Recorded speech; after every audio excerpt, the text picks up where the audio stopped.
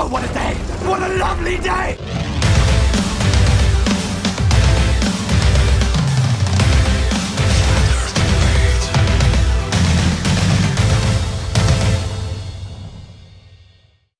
Welcome to Flat Earth Debate Live. I'm your host, Nathan Oakley, and if you are new to this channel, or you've not done so already, be sure to subscribe and hit the bell notification icon to keep up to date with the Flat Earth Debate.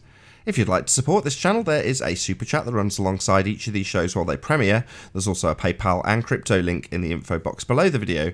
Most importantly though, if you would like to join the discussion, simply mute the page you are currently watching, then click the link in the info box below this video to join the panel and express your views on the shape of the Earth.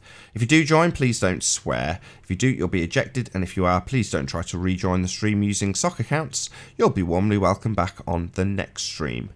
Please also share the show on social media. Sharing the show obviously increases the live audience, but this in turn increases the chances of a more diverse panel. So please share the show. And one last time, if you're new to the channel or you've not done so already, be sure to subscribe and hit the bell notification icon to keep up to date with the Flat Earth Debate. Now we are joined by Sleeping Warrior. How are you doing? Yo. Hello. I caught your show yesterday, I assume it was. Maybe it was even in the middle of the night. I forget. Only a few hours ago, right? With Dazzle the cameraman. Oh, Dazzle the cameraman. That was yeah, it was a response. And I made a video with, or a hangout with Ranty, because Dazzle the cameraman misrepresented me to all of his subs and claimed that it was me lying based on a misrepresentation and a misidentification of me originally. Because it was back in the days when it was my first observation and I didn't really know what I was doing. I didn't really know exactly how to get this stuff done. And my position changed after it because I realized I wasn't looking at what I thought I was. But Dazza basically told all of his subs in front of Sean and holding each other's willies that I was lying about something. And I was like, no, I wasn't lying about something. I was just doing what I thought was right at the time. Anyway, time went by and they persisted with this particular point. And when I saw that this other bloke had gone and done the same observation that I did, it dawned on me that this really proves that I was doing exactly what I said I was doing when I got these footages, because this guy's got the same footage. And it dawned on me that Dazza was lying. And last night he was trying to say he wasn't lying because he said that his position is that he thinks this based on this evidence. And I'm like, right, but look at the bigger picture overall. All of this evidence is not supporting your, and even and I even said to him, I'll give you all your points. Why can't we deal with the point that's in hand, which is we can see this stuff much further away than we should? I'd like to know why. And he, I don't know, he's labouring this point, and I'm happy to concede it. It doesn't change the fact that the Earth doesn't seem to be a sphere the way that we're told it does.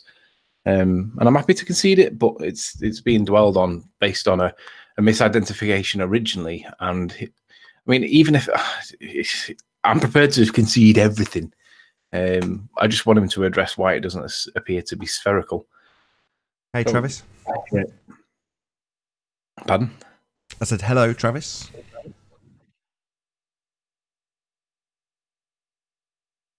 Hello. What?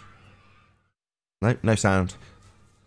So yeah, I completely agree, Anthony. He's taken an incorrect assertion that you made when you first went out to make these observations, and you thought you'd caught the tower, and you hadn't.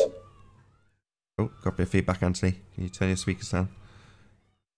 So you've misidentified whatever it may be, a crane, an oil rig, whatever the hell. It doesn't matter. You've thought you've seen something that you haven't. Misidentified it, and then every part of his argument from there on in was based on your misidentification, which you corrected, and early on in the discussion he conceded. But then he used that as the actual tower and moved you further up the beach. It's like, well, that only works if you take it as read that that is the tower, and it's been conceded right at the beginning that it isn't. You know, yeah, you made a mistake. You conceded it very early on. This is literally now years ago. It just makes no sense that he would want to continue to misrepresent you in such a fashion, well, and ultimately not address the point, which is that you can see the tower, right? Yeah, it's just trying. What happens is if you say a sentence, right, and 90% of the words were right, but you mispronounce or you use the wrong context or the wrong word or whatever, then they use that mistake, that minor mistake in the bigger scheme of things, to discredit your whole sentence because you got one part of it was a little bit wrong. Look, I'm not perfect. I know I make mistakes. And when I do make a mistake, if it's a big enough one, I'll encourage people to throw rotten tomatoes at me because I deserve it, right? You learn. However, if you make a mistake and then correct it because you realize that you were actually wrong, which is what happened with myself, then that's really should be the end of it. Now, but Daz has persisted with this claim. And when I saw this other guy's video and it basically supported and reaffirmed my own original claim, my original position, I was like, this is just devastating for the ballers. Anyway, yeah, so we had that hangout, but it was very much impromptu, and I've not even titled it on my channel. I just wanted to hear what his responses were. And it's kind of historic now, but it just, in the bigger picture, in the bigger scheme of things, this guy's new video basically reasserts my original claim. Blackpool Tower should not and could not be seen from Hoylake the way that we do actually see it if it were actually a ball. So I'm trying to get around to 1000 and come back and repeat the Hoylake observation that I did. Good morning, guys. Hey, Chocolate. For me, it's like solid. What? Yeah, so I think that would be great if I don't know how willing Ranty is at the moment. He seems to have a bit of a strop on for some reason. I haven't actually figured that out. I haven't spoken to him. But for whatever reason, hopefully he's going to be willing to go and repeat some of this observation with the better camera, including the Hoylake one, hopefully the Isle of Man as well. Got my Isle of Man t-shirt on today. Yeah, I'm hoping so. I think he's got a grump on because Chris MCM's got a wrench in my chat, and I only give him the wrench so that he doesn't get hidden immediately because Ranty's trigger happy. Why wouldn't you hide him immediately? Yeah. So, but I tell you what was interesting last night. Chocolate, are you there? Chocolate? Yeah, I'm here. I mean, I'm at work, so I mute. What's up? Did you hear Kosho's point about sign and co-sign with the circle last night? And if you did you think that his point was legitimate, or was he trying to bullshit me with Mac to make him sound intelligent? Listen, I don't know what to tell you about that, man. Like, yeah, I see that he was trying to make a point. I just don't see how his point actually correlated to what we were talking about. That was he showed us a diagram and said the sign and this moves, and it's like, how does that relate to how much of the sun that we're going to see? Like, what you're showing us is a diagram, you know? So I don't know. It didn't really make much sense to me. But then I'm not a mathematician, so but I tend to agree. It just sounded like bullshit to me. Hey Mark, how you doing? Here's Mark. Hello, gentlemen. You all right? Very well. Mark, what's up, man? Everything's well. There's a lot of noise in the background. Where's that coming from? It's That's me. I'm at work, so I'll mute. Oh, right. Okay, that's fine. I thought it may have been me. Nah, I flat earth at work, so. Right. So good man. Always, all day. Yeah, so just for those that didn't hear about it last night, Kosho and I were having a conversation about what happens at new moon.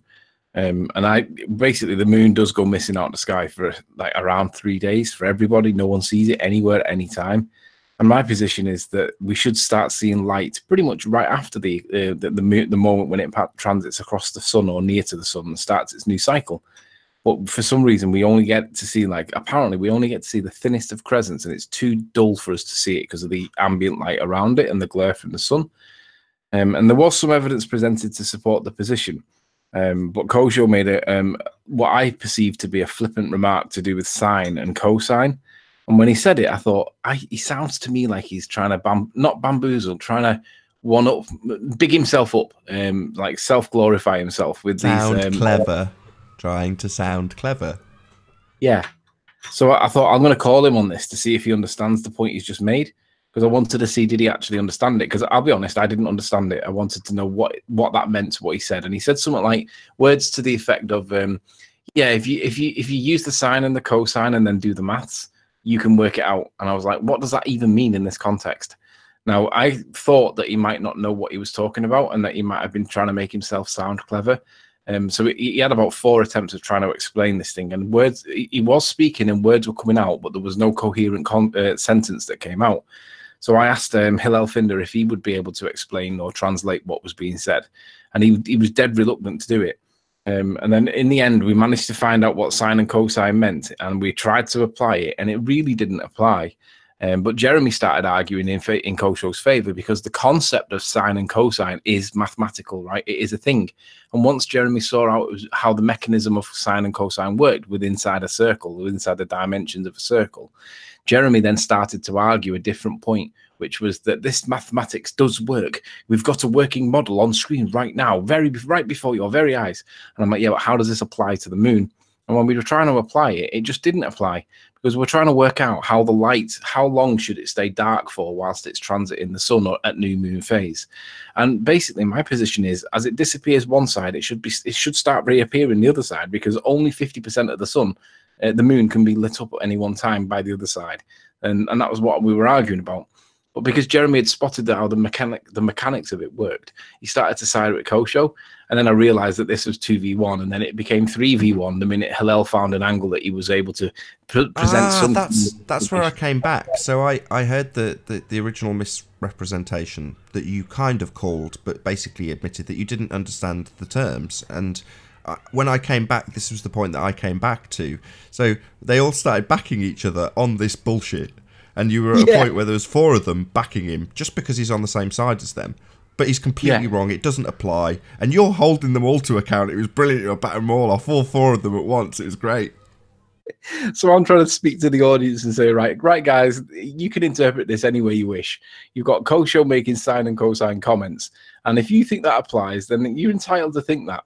I think it's nonsense. And we've got Jeremy, and we've now got Hillel Finder that are now supporting him on this utter nonsense rather than letting him take a pasting. And literally, it's because they'll never concede any points ever. They just don't do it. And it was completely irrelevant. It wasn't accurate citation for the sine and cosine. So next time we see Kosho, instead of calling him Kosho, let's call him cosine.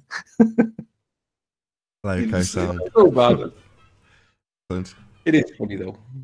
Yeah, you've got a good show going on, Anthony. I really enjoyed it. I must admit, I didn't watch all of it, but it's nice to have. Correct me if I'm wrong, Riley, but didn't at one point Hillel Finder even say that he understood what Kosho was trying to do, even though he was kind of doing it wrong? Am I mistaken at that point, or about that? I understand what he's making, but whether or not that's correct, I don't know. I'm not sure. But when I asked specifically to address this point, I said, Hillel, are you there? And he ignored me, but he wasn't on mute. I said, Hillel, and he went, yeah. And I said, is this being used in the correct context at all or not? And there was a silence, and he didn't want to answer it because I think the answer was no. But I don't think he wanted to answer it, so he kept quiet. So I dragged him into the conversation to try and, because I didn't know. I wanted to know whether or not this was applicable at all. And I thought, he sounds like he's bamboozling me. Let's see whether he actually knows it himself. And my position is still, he doesn't know what he was talking about. He was trying to sound intelligent. And when he got called on it, he couldn't explain it. And neither could the other 3. But they found a really bizarre interpretation where they could possibly get some element into this. And then they started backing him on it. And I was like, yeah, I see what's going on here. And I'm pretty sure the audience saw it too. But basically, there was no application. Yeah. He found a weasel way of getting in somehow with some perverse interpretation. And then 3v1 ensued. Yeah, it did sound like Hillel was a little hesitant to explain Kosho's point. Like, he backed him up, but kind of hesitantly, you know? Like, I see what he's saying, but he's not actually right about it, but I'm going to back him up anyway because he's on my side. I mean, that was my interpretation of it. But because I was really trying to understand what Kosho was saying, but it just, to me, it doesn't tell me anything. It doesn't tell me why the moon disappears for 3 days. Doesn't tell me why. And they also said something about how at new moon the phases become slower. Like, what's going on at new moon that the phases all of a sudden, the percentage of the sun that's showing its face slows down or something? Like, what's that about? Yeah, I'll tell you what I'll do. Nathan, if you present the screen, I'll present this evidence that's contrary to my position, but I'm going to present it anyway to make the point that this doesn't seem, in my opinion, it doesn't seem to make any logical sense. Are we on, Nath? Yeah, no worries. I mean, sorry, I put Mark on accidentally. Right, yes, perfect. So basically, this is an animation of the moon, right, orbiting the Earth. Now, what it's showing here is obviously the sun's off to the left, and when the Earth gets in the way of the moon, it should actually be a lunar eclipse, right? But it's showing a full moon. So obviously, we have to infer from this that it must be on the ecliptic path of the sun, otherwise, the ecliptic path of the moon, otherwise it would be a lunar eclipse. But the interesting part is, as it comes around here and it gets towards the sun, I'll play this in slow motion, hopefully, so it's so we get, yeah, I can maximize how perverse this looks. My position is the view from Earth, as it disappears on one side, because the sun can only light up 50% at any time. It can't light up 55 or 45. It's 50%. Literally, as one side starts disappearing from the Earth's view, it should start coming back in on the other side. So as it disperses on this side now, it drops down to the point, and then boosh, it should start coming back in immediately because you can only light up 50% at any one time. Look at the length of time it's taking, right? Which is what happens in real world, but it's not coming back in. So it's like, why is it? This makes no logical sense, right? And I might be wrong, but for me, it seems that it should disappear on one side, but at the same time start reappearing on the other side because it only lights up 50% of the Earth. So it's the time it takes, and look at how much travel it travels. I mean, what are we at here? It's fading off now. It's fading off now. This is at 10 o'clock, right? So we're getting towards kind of 9:30, right? So it's now at 9. It's now at 9 o'clock, and it's going to come round to like 8:30. But all the time, it's getting an angle, right? It should be appearing, but it's coming round to 8:30. Now it's getting about to 8 o'clock. 8 o'clock. So it's about 8 o'clock, and then you start getting the crescent back. Now this is what it does real world. But that geometrically, I struggle with it because I'm like, it should disappear on one side, but re-emerge on the other side as it's doing it because of the 50% rule.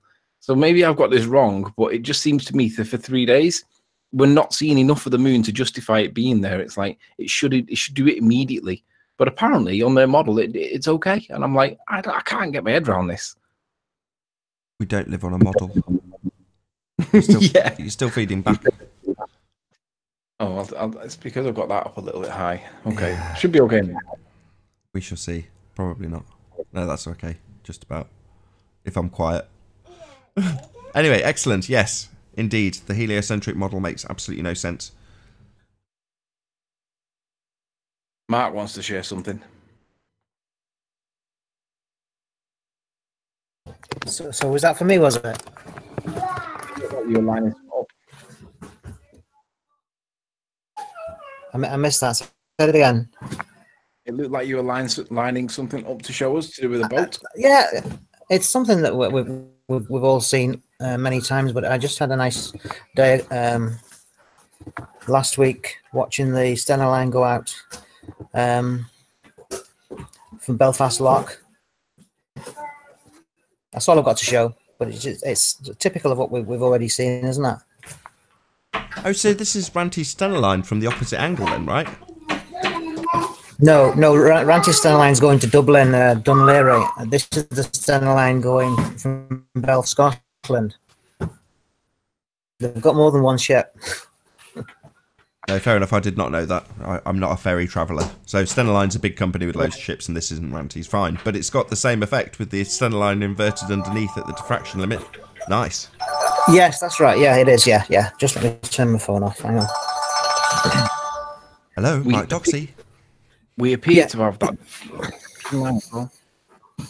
The white strip in the background is the oil pipeline that goes into Kilroot power station. It's predominantly coal-fired, but they can also bring in oil. Now, I know for a fact that oil line, which is behind the ship, is 10 miles from where I was looking at. But you just get that lovely mirage of Stena Line reversing. Yeah, I can watch this ship go at... Sorry, go ahead. Ranty calls these fake waves. You know, like if you look at the composition of the top line of the waves, they kind of stop. They don't stop in a way that is like a curve that stops. That's clearly a wave.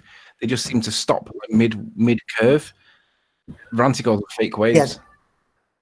Yeah, I would agree with that. You would expect it to just go so tiny that it would be imperceptible, but that sort of line jumps up and down. And if you look at something behind it, though, it's jumping up and down in perspective really high. If you look at something in the background. But yeah, the fake waves. you agree that the mirroring thing is blocking the actual height of the water, right? Because we can see the reflection of the boat underneath it. Do you agree? Yeah, that yeah. I don't think that was the point Mark was making. Can I just try and paraphrase what you're saying, Mark, and see if I'm correct? You're saying that the limited angle to the boat, which is in the near foreground, is lower, i.e. if you look at the fold line, you would see that it lines up with the inferior mirage of the pipeline above. So in the distance, obviously the land is continuing beyond this boat. Clearly, there's a pipeline that's further away. But the line that gives you the hard horizon and the comparison to the fold line on the boat and the fold line on the pipeline are in two completely different positions, which to me suggests, like Ranty's double Earth curve, do you remember that one? It's saying that the limited angle is variant all the way up to the distance that you can see. So you've still got a limitation on the angle to the bottom of the boat in the near foreground, but as you look further out, higher stuff gets miraged down into its limited angle further away. Am I right, or is that not what you were saying? All I can say is we can't trust anything on the horizon. Yeah. You can't even trust where the horizon is. Yeah, exactly. Yeah. But the horizon is that's why I really wanted you to watch that video yesterday. So I think Life is Sweet, the guy's called, or Life is Short. I've forgotten his name. I'm really sorry. He did a really, really good video, and he's got kudos from everyone. Jaren, Red Pill, you name it. They're all watching this fairly substantive video that explains that what we're calling the horizon is just the diffraction limit of whatever you're looking at. The point where the ground meets the sky is an optical effect created by your eye. Now, if you're looking at this with no zoom, the limit of your eye would mean that the horizon was in a totally different place, right? You force the horizon out as you increase your aperture. It's all to do with what your eye creates. So in terms of saying you can't trust the horizon, you can't trust it as a physical thing, leading edge of a sphere. It isn't. It's the diffraction limit of your eye. So it was laid out really nicely in that guy's video. I'll have to dig it out on the Nathan Oakley channel, Nathan Oakley 1980 channel as well. I'll put a link to his video so everyone can check it out. I won't do it on this live stream because this just goes dead after we finish live streaming.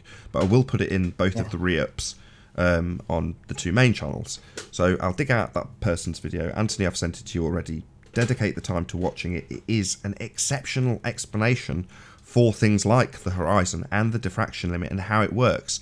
Now, I understood this to a degree before. I would say to people, this is happening at the camera end.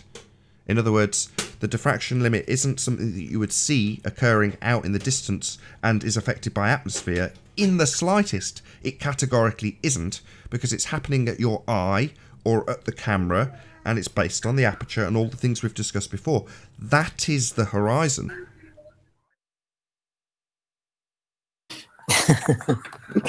Right, okay. The horizon is where the ground apparently reaches the sky, but for different viewers and different are you removing atmosphere completely out of it? Yes, Nathan? Absolutely. You can, what you will see in terms of where that diffraction limit occurs, based on the height of the sea, which might limit your angle more, your elevation, there's a whole bunch of different things that will affect it. Obviously, it's about the angle, but also the clarity of the day will also affect how far you can see. So the atmosphere unequivocally does come into it, but in terms of what you see as the apparent position where the sky meets the ground doesn't change even if you're in a 10-foot room. You've still got the same effect happening, and it's your eye that creates the midpoint. And when you look out into the distance over water, the limitation of the atmosphere will cause you to, in some days, not see this boat, right? Well, that's the atmosphere. But when you can see it, the effect of this mirage underneath is, and I'm going to say this, I'm going to go out on a limb, 100% down to the diffraction limit.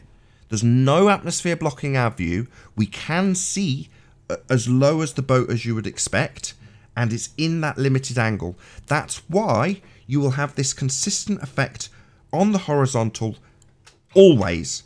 It's not a little bit around the boat because of a bit of atmosphere around the boat. It's consistent on the horizontal always, through everything.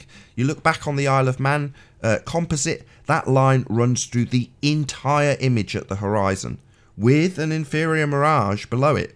And it is, I'm going to go out on a limb again, 100%, it is the diffraction limit. That is what you are seeing, and it is what creates the horizon. Okay, there's something I've been trying to work out is on a dull day, if we're to say that the horizon is where the land meets the sky, well, on a really dull day in Belfast, the horizon is only maybe half a mile away from you, because there's no variation in the colour of the sky. Do you know what I mean? You understand that? Or on a really foggy day. On a really foggy day, head saying the same thing, Mark, would be that the sky never meets the ground, does it? No, but apparently on a dull day, the sky is the same colour as the mist in front of you. And so if you wanted to say that the horizon is where the sky meets the ground, sometimes the sky on a foggy day is meeting the ground just a few feet away from you. Now, on a clear day, the atmosphere still has some sort of fog effect. That's the reason why we can't see New York from Donegal. So again, the horizon is being falsified, or you can't define where it is because of the atmosphere is like a soup, and it gets thicker the further away you're looking.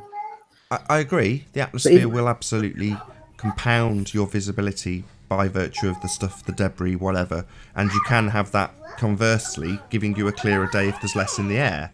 But it doesn't change that what limits you from seeing New York from Portugal isn't the atmosphere, it's the angular limitation.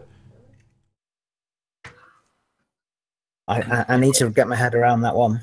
It is also the atmosphere, because that limits how far you can see. No, I would say no. Yeah, yes, predominantly it's going to be atmosphere, and if you're looking 30 to 100 miles, you can bring that into the equation. Beyond that, no, it is never going to be seen. It doesn't matter if you had infinite clarity. It is ipso facto too small to see. Yeah, you're right. It's just too far away. Doesn't matter how much atmosphere you have there, or lack of atmosphere. It's just too far. It's too small. It's simple. Nathan, I have to give a little bit of credit to a baller. You know, the guy that goes by the name of Nick with no L. Just before you do, sorry, Anthony, cut you off straight away. Yeah. Thank you. Very nice pictures and excellent examples of the diffraction limit. Thank you very much, Mark. It's not a problem. I'm still taking photographs. All right, Anthony, you go ahead. So Nick with no L. I currently have Nick with no L blocked because I see him as literally a troll. Anyway, he joined yesterday for a chat, and he said something along the lines of, "Oh yeah, I've been wanting to speak to you about that," and we discussed a particular point. But then we had a disagreement over a point that he said, which was that correlation is causation if the error how did he word it now? If the level of error was low enough, it could be considered causation. So I said, can I have a citation for that? And in the end, he couldn't find one and admitted he couldn't find one. And we actually got a concession. I think it's probably one of the rare occasions where we've had a concession. And when he did it, I was like, oh my God, he's actually made a concession there. And it's probably one of my first times when I've actually had a baller actually say, I might have that wrong there. And he conceded it. And it was a lovely conversation. And it actually surprised me with how good he was able to communicate. Yet when you see him in chat, he's ridiculous. So on the one hand, he's really bad in chat. But on the other hand, he was a gentleman yesterday. And I was gobsmacked that he made a concession, because it doesn't normally happen. And then we had Emerald, who then brought up a citation. We were talking about what was it now? I can't remember exactly what it was, but there was a challenged point, and I asked him to bring the citation. It was something about science delving into ideas as opposed to cause and effect. Yeah, that's what it was. The point was made that science does prove cause and effect relationships, and he was arguing that science only disproves stuff. So he brought up a citation that said science tries to discuss or disprove ideas. And I said, that's not supporting your position, because we're not talking about ideas. We're talking about causes and effects, not ideas. And he wouldn't concede it. And I was like, oh, really? So we just had Nick with Noel that did actually concede and say, yeah, maybe that wasn't quite right. And he literally he's talking about it in chat now with Ute. Basically, he said, yeah, correlation is not actually causation. It does imply it, but it doesn't prove it. And that's the difference between correlation and causation. But yeah, I was gobsmacked. So shout out to Nick and Noel. Yeah, I'll back that up. Nick was actually cool yesterday on that hangout. Conceded and everything. It was cool. Sorry about the noise. The concession being that correlation is not causation. Yeah, his statement was originally that correlation can be causation in science if the error factor was below a certain point. Now, normally anything with less than 5% of statistical significance will be rejected because it's too remote. But I don't know, he didn't quantify it, but he said if the error risk is below a certain point, that could be considered causation. But it was challenged, and he went and got a citation, and then realized that he couldn't. Well, he didn't get a citation. He tried to find one, he couldn't find one, and then he accepted that correlation implies only causation. It doesn't prove causation. And I tried to use the example where if you have a cockerel crowing in the morning, if the sun rises 10 minutes after the cock crows, then if you would correlate the cock crowing and the rise of the sun. But obviously, if we all know that the cock crowing doesn't cause the sun to rise, apparently it's some Earth spin. That's what they say. But anyway, so you can correlate the cockerel crowing with sunrise, but it isn't the cause, even though it does correlate. And I think when I made that point, I think it became, I think it was cleared up. Yeah, and he said, yeah, correlation is not causation. I was gobsmacked. Yeah, if you've got like 95% of the babies in the Western world being born in hospitals, does that mean that that correlation is the cause of babies? Of course not. It's just a correlation with a high level of consistency, like cockerel crowing in the morning and then the sun rising. Correlation is most certainly not causation. To establish causation, you'd use science. It's cum hoc ergo propter hoc. I love Latin. Go on, give us the full.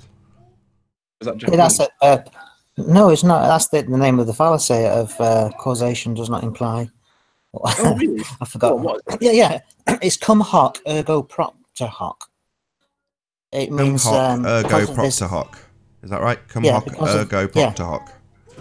Yeah, it means because of this, therefore this. It's all about circular reasoning and correlate, like the cock crows, the sun shone, therefore the cock caused the sun to shine. Because of this, therefore this. I see. It's the begging the question part of the formal logical fallacy known as affirming the consequent. It's the first half. Cool. Yeah, that's right. Yeah. I see. Yeah. So it's it just sounds like if P then Q. Exactly. It's if P. Precisely, Chocolate. Well said. It's if P then Q. Yeah, or circular reason. They sort of blend together in this slightly different flavors of the whole thing. Apparently, and then there's the post hoc. Yeah, Hyena saying in chat, wrong. It's the post hoc ergo propter hoc. Sounds like a name of a helicopter. No, there's a difference. Cum hoc ergo propter hoc is where you continually. Oh, we've lost you. Is he back? Right, are we still on? Are we? Yeah. We just lost your audio. Everybody's talking like a robot. I think that's just your end. Carry on. Give us the difference between. Right, there's two of them. There's post hoc ergo propter hoc, and there's cum hoc ergo propter hoc. Now, if it's something continually that you continually believe in, that's cum hoc. Whereas post hoc is when you're looking at something in the past and say, this is what caused that. Post after hoc. Ah, right. Why do you know this one? So hold on. So the post hoc version would be the looking at something that happened in the past. So for the sake of argument, you could say, we have a molten iron core because Thea smashed into the Earth 1 million years ago. Yeah, you could say that. Yeah, yeah. Something caused something else in the past, but there may not be any correlation between the two. Something else might have done it. Let me apply John's analogy. He says, thinking of a busty blonde and getting a stiffy on doesn't mean you're going to get shagged. Is that right? Not exactly, but it's close enough for humorous sake. No, it's not. It's what caused what. An event happens and something follows it. Well, is there a connection, or could something else possibly have caused it? Right. And it's your Q scenario as well. It's me saying the babies always seem to come out of that building there. So the cause of the babies is in that building. Yeah, that's it. Yeah. Now that would be a continual one. So we would call that cum hoc. But if we're talking about one event in the past, it's post hoc. Now I might be wrong. Somebody might come and say, "Oh no, you got it all wrong." Right. Why do you know this, Mark? I've never even heard of this. Mark's well up on his logical fallacies. Anthony, you once mentioned post hoc about maybe a year ago. You were talking to Nathan, and you may have just read it that particular day, and you made a reference to it. All right, I don't remember. I've just got a lot of time on my hands, and I read up about logical fallacies. But the problem, Mark, is that we go through this stuff with Anthony, and he falls asleep, and the stuff goes in like hypnotic tapes, and then he'll parrot it without even knowing where he's got it from. It's a bit like that. A bit like that Horizon. It's not very. I thought that hangout was the one where I fell asleep with you and Chris in it. Do you remember that one? I do remember. I remember you falling asleep. Snoring as well. That was basically the birth of all of our best arguments, right? Where they started to coalesce into what is now housekeeping. That was the pinnacle moment. You know, I'm stuttering because it's like, to me, it's an important event. You know, John introduces himself, goes through some of the arguments that he's got. We explain how we understand them and where they can be expanded. We add to his arsenal, then find out that he's already got them in his arsenal. But it's all discussed and exposed, and it's literally the first encounter. And Anthony falls asleep.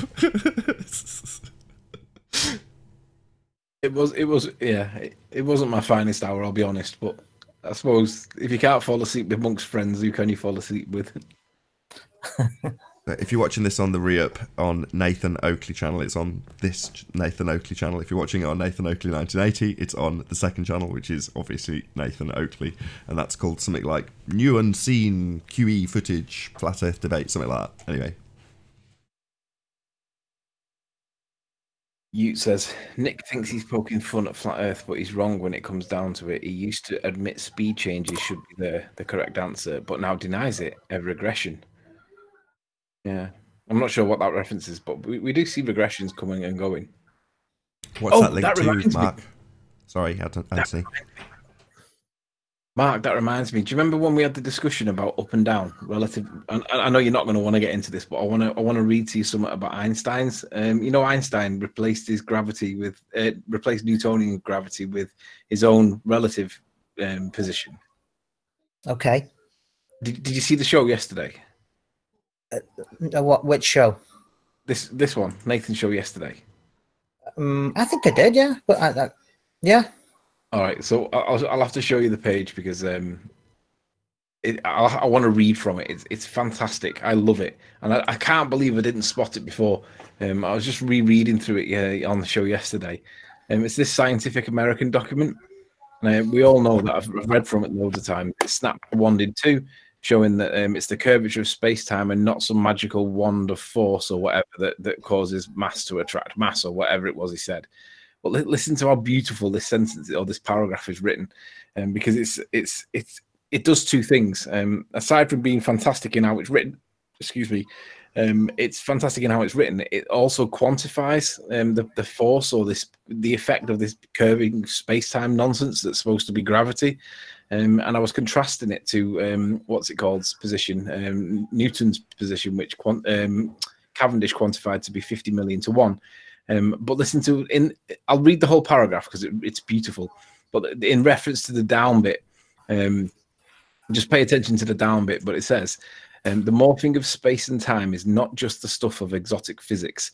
It governs the motion of any falling object. Baseballs, wine glasses, expensive smartphones, things that slip out of your hand accelerate to the floor because Earth's mass warps time. This is the bit that I was thinking about you. Down is defined by the direction in which time passes more slowly, not towards the center of mass of the Earth, or not the opposite of up or whatever, because obviously we've had conversations in the past. According to Einstein, in relation to gravity, down is defined in the direction in which time passes more slowly. So when we were talking about it, obviously me and you had disagreements on up and down. But if Einstein's gravity is the current at science, really down is the direction in which time passes more slowly. So in my context with you, me and you chatting about it, and however we disagreed on it, according to science, according to Einstein, down is a direction, but it's in which time passes more slowly. So when you drop your mobile phone out your hand, or mic drop, your mic's not going down, it's going into the direction where time passes more slowly. So I just wanted to let you know that, because I think it's brilliant. But listen to this as well. In human terms, listen to this. This is the best bit. In human terms, the deviations are small. Parts in a trillion at most, compared to Cavendish, which was 50 million to 1. This is trillions into 1, which is 12 noughts, right? But enough to account for the rate at which falling objects pick up speed. Really? When you see an apple fall from a tree, get this, this is the best bit. When you see an apple fall from the tree, you are watching it roll across the contours of time. How beautiful is that? It's a load of nonsense. It is. It's That's what I said. garbage. Hey, Alwyn. How you doing? Or if you listen to Brian Cox, he's telling you that it's actually the Earth moving up to meet the apple while it stays in midair after it falls off the branch. That is a complete contradiction. You're right. Contradicts. It's ridiculous. And isn't that the Flat Earth Society nonsense? So that's your guy. That's your guy, Brian Cox, saying the Earth moves up to meet the apple, guys. So have fun with that. Yeah. Hi guys. Hey Zinda, how you doing?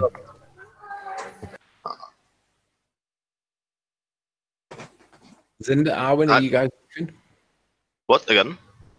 We haven't heard Well, from you're Alwyn, that's all, Zinda. Good to have you though. Hi everyone. Anthony, you said 1 in trillion, or what did you say about Einstein? His words are, quote, the deviations are small, parts in a trillion at most.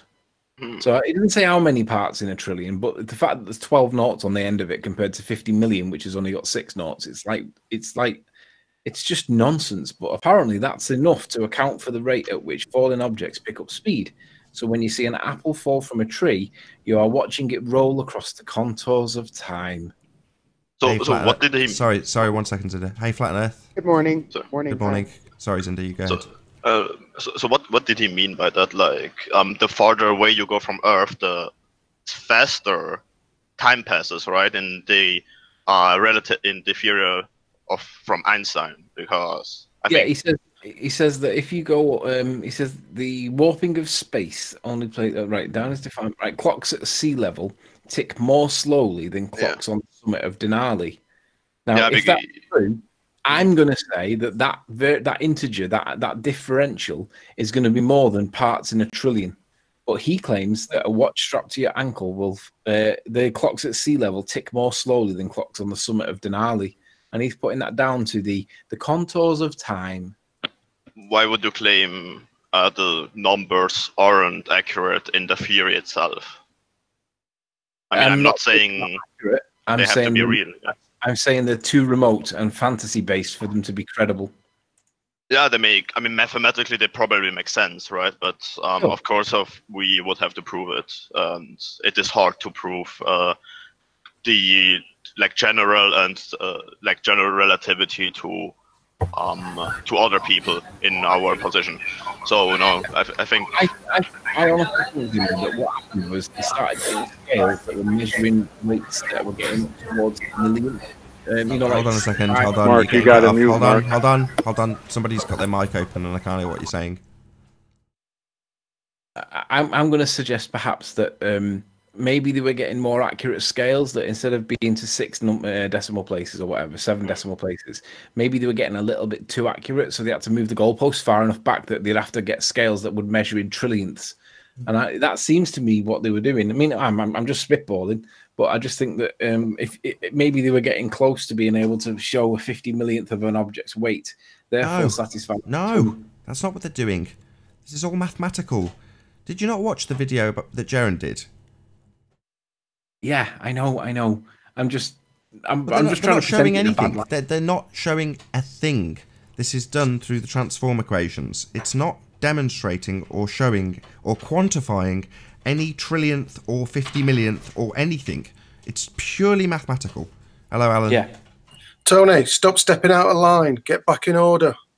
What do you mean? He left. He's just heckling you because I'm telling you off. Oh, right. Sorry.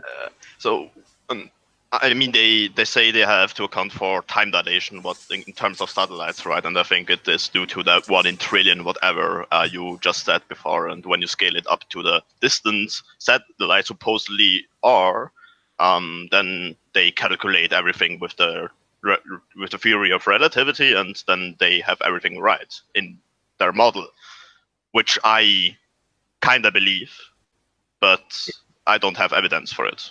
Yeah, believe is the key word, and I noticed that you contrast that by saying you don't have evidence for it.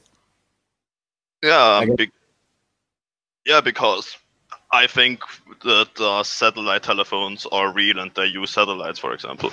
But I don't have evidence for that, so it could be something else. It could be a million balloons, like flying around in the sky or whatever, right? I don't know. So it doesn't really matter in the end.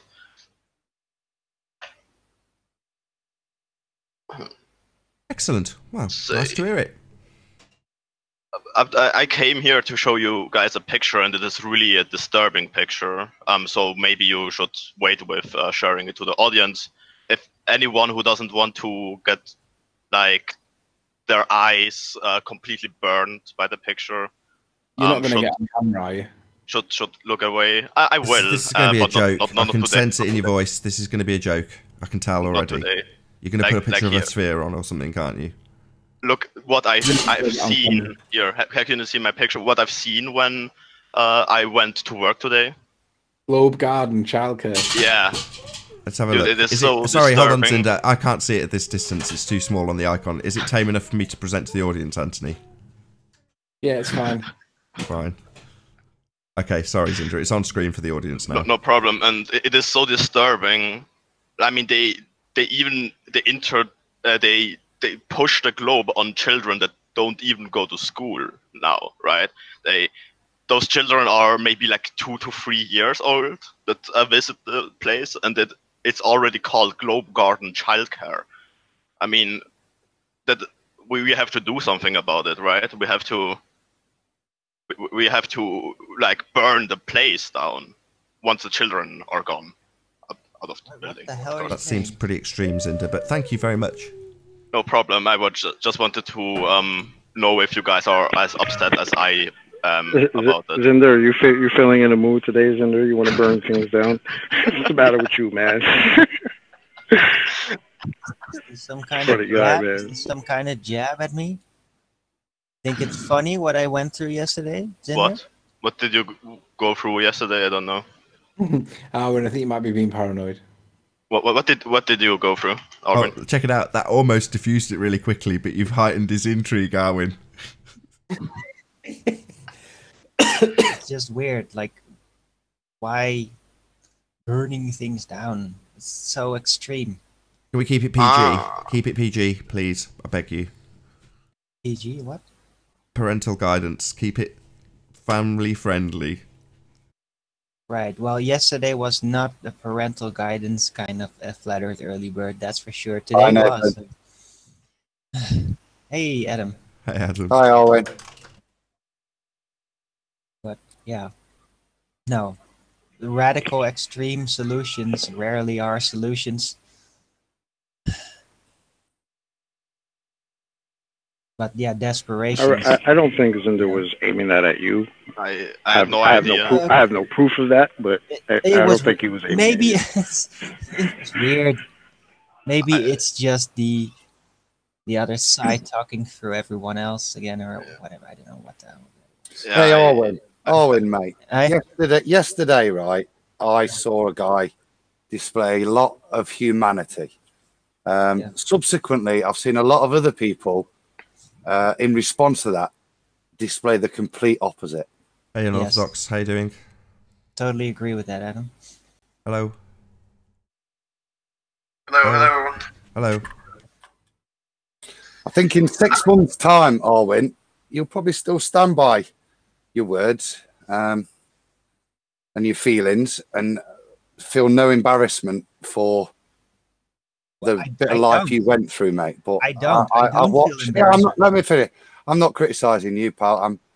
I'm making comment on other people's reaction, and I think when they look back at their videos in 6 months' time, there'll be a lot more learning for them to do than what you went through yesterday, mate. Respect for you to share that with people as well. Thank you. Also, didn't you do nicely out of it with all the adverts you got? Oh yeah, my God. Yeah. Yeah, Google must have sensed a trigger point and pump in the advertisement. Nothing gets more advertisement than people triggered. Are you getting nutty as a tactic, or is this genuine? Were you really upset? Yeah, that was real. As I explained, even while it was going, it was creeping up to me. It had been piling up my shoulders for a week, and I didn't even really know what it was going to be. And the day before, I said it. I didn't even know. I said it like, something's coming.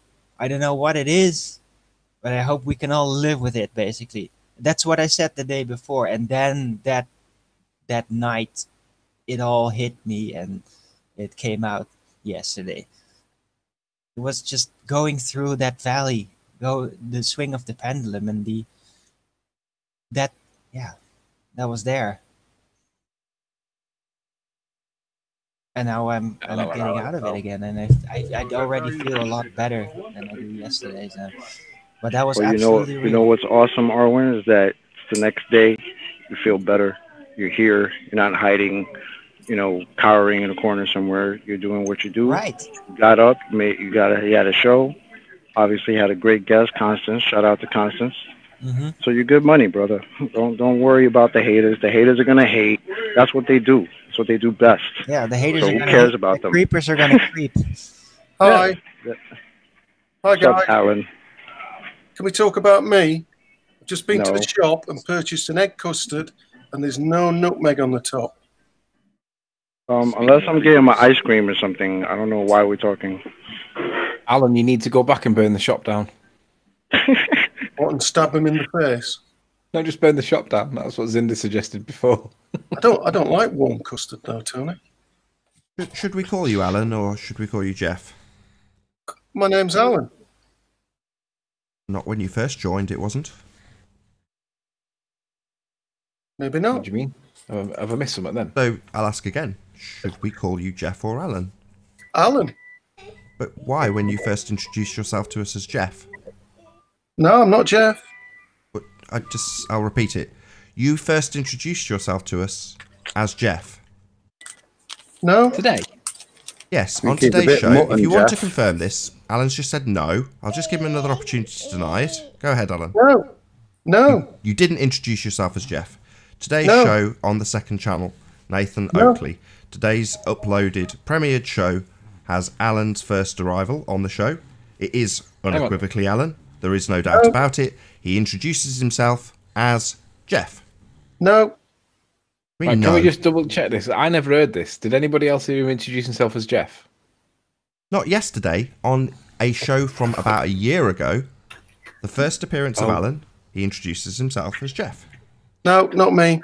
Sorry. Yeah, definitely you. Definitely not me. Okay. What People show can check it number out. was it, It was only uploaded 2 hours ago. Nathan, what show is it? Let's get it up and we'll see it. It's the show from 2 hours ago. I'm going to round this live show out in a few moments, so my kid needs some attention.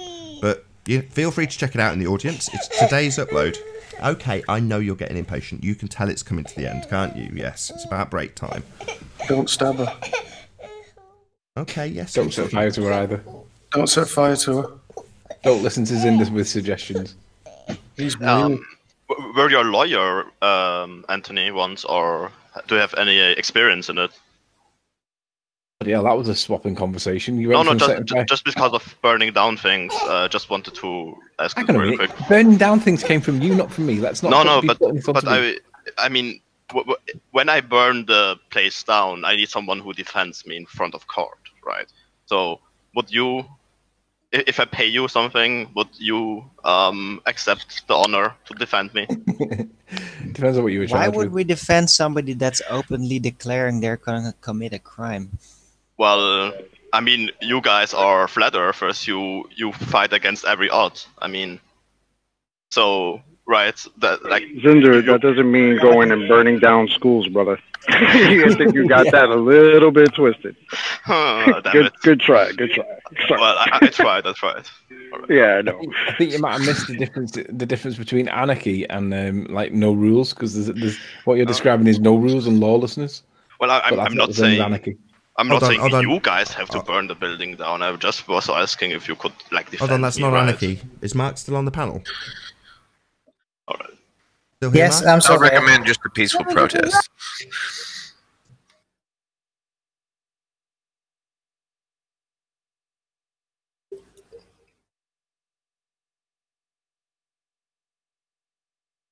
So what was the purpose of the question, Nathan?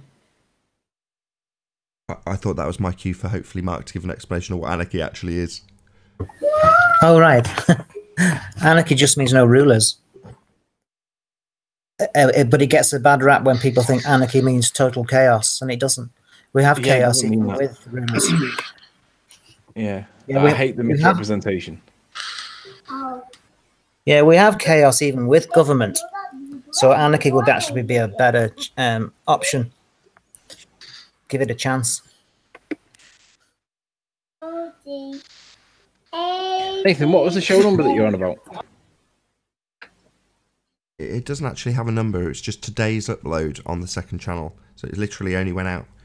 If you go to the second channel, Nathan space Oakley, you'll see it as the most recent upload from today. Alan's first appearance. Get it open, play it.